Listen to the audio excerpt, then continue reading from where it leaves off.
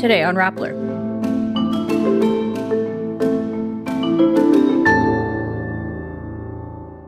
Rodrigo Duterte's Senate bets see a rise in their numbers in a recent Pulse Asia survey. Senate President Cheese Escudero rebukes Imee Marcos for using the Senate for her re-election campaign. Foreign Secretary Enrique Manalo says the Philippines' arrest of Rodrigo Duterte is not covered by the US sanctions versus ICC. Pasig City Mayor Vico Sotto slams a smear campaign that involves persons with disabilities.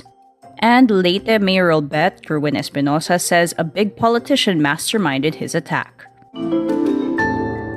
Senatorial candidates backed by former President Rodrigo Duterte saw a rise in voter support after he was sent to The Hague to face crimes against humanity.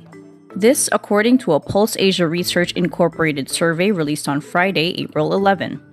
Senator Bongo, Duterte's longtime aide, takes the top spot with 61.9% voter preference, 10 percentage points higher than administration bet Erwin Tulfo, who got 51.1%. Tulfo's numbers dropped from 62.8% in January 2025 to 56.5% in February 2025. Senator Bato de la Rosa's preference number rises by 4 percentage points to 48.7%, placing him in second to third in the March 2025 survey. Other Duterte bets with rise in their numbers enough to enter the quote probable winners circle include Philip Salvador and Rodante Marcoleta. Meantime, presidential sister Imee Marcos had the most loss, with her numbers dropping from 46.3% in January 2025 to 27.6% in March 2025. Independent candidates Bam Aquino and Kiko Pangilinan, meantime, see their numbers stay mostly the same. Senate President Cheese Escudero calls out Senator Imee Marcos for allegedly using the Senate to support her re-election campaign, saying it damages the institution's credibility. Escudero issues a statement the day after Marcos accused him of refusing to sign the contempt order for Marcos Lacanilao, the envoy who represented the Philippines during former President Rodrigo Duterte's surrender to the International Criminal Court. He says under the Senate rules, quote, the power of the committee chairperson to order the arrest or detention of any resource person cited in contempt is subject to the approval of the Senate President. He also says, quote, I did not refuse to sign the contempt order of Ambassador Marcos Lacanilao. Senator Marcos released her statement and flaunted to the media her signed arrest and detention order even before I could see, much less receive a copy of it. Escudero emphasizes he will not allow the Senate or the office of the Senate President to be used for further political interests, especially by those seeking re-election. Meantime, Justice Department officials say an internal memorandum shown by Marcos in a committee hearing was, quote, fake and manufactured. The senator now dismisses the document as, quote, not material. Foreign Affairs Secretary Enrique Manalo says former President Rodrigo Duterte's arrest by Philippine authorities will not be covered by U.S. President Donald Trump's sanctions against those helping the International Criminal Court.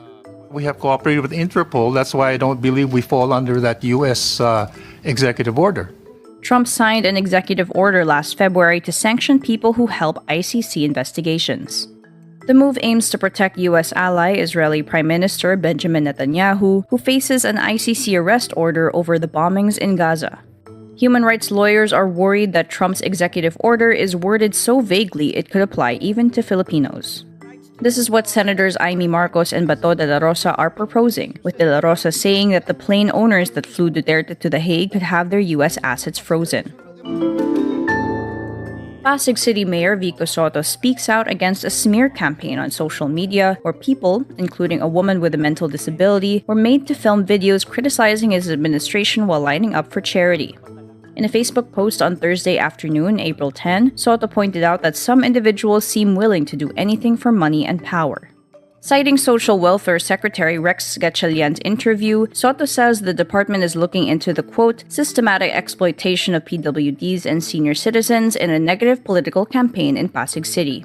In a video posted on the Facebook page, The Journal Pasig, which has since been taken down, a woman is seen answering questions from someone off camera. She says she hasn't received aid or her PWD pension and hoped for a rise from the local government.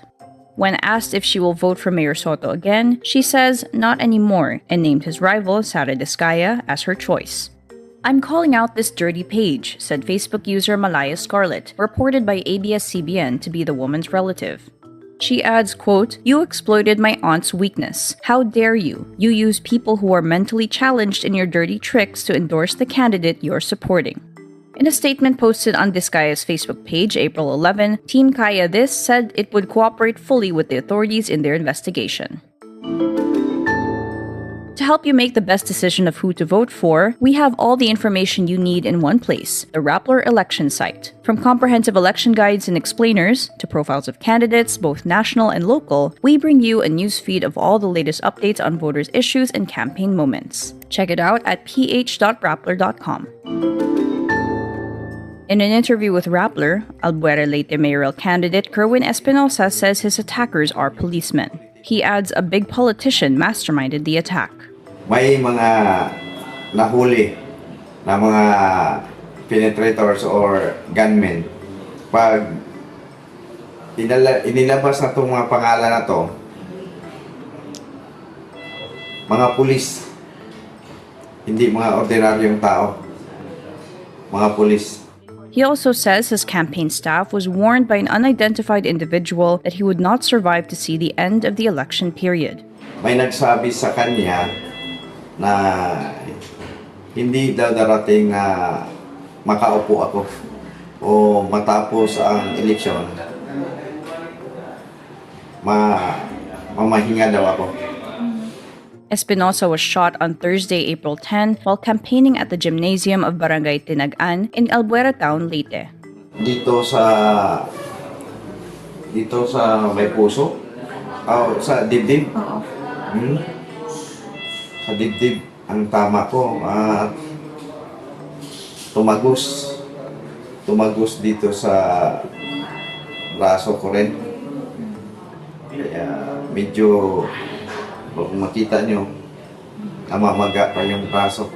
He also claims that the attack was, quote, budgeted.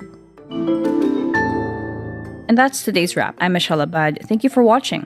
Click the link below for the full story.